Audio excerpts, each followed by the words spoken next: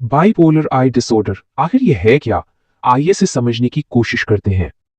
तो सबसे अहम सवाल ये है कि वो कौन सी एक चीज है जो इस डिसऑर्डर की पहचान है, और इसका जवाब उसकी तशखीस के सबसे अहम उसूल में है। तो असल बात यह है कि तशखीस का पूरा इन्हिसार कम से कम एक मैनिक एपिसोड पर होता है। तो तभी लिहाज से मैनिक एपिसोड क्या होता है, इसकी तीन वाज़ेह शराइत हैं। लेकिन बाइपोलर आई सिर्फ मेनिया तक ही महदूद नहीं, इसमें मूड का एक पूरा चक्कर होता है। इस डिसऑर्डर की पहचान मूड के अनड्रामेटिक उतार चढ़ाव से होती है।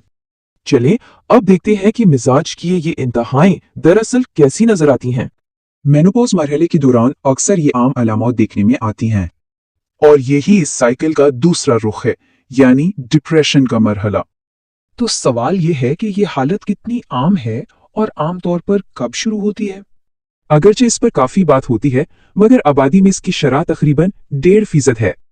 इस डिसऑर्डर की अलामत अक्सर 20 साल की उम्र के बाद जाहिर होना शुरू होती हैं।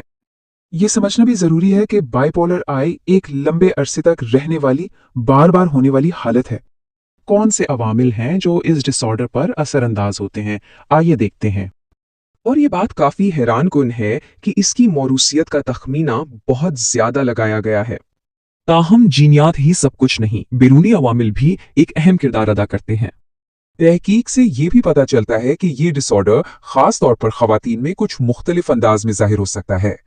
ये एक दिलचस्प सवाल पैदा करता है कि जीनियात और माहौल का ये पेचीदा ताल्लुक कैसे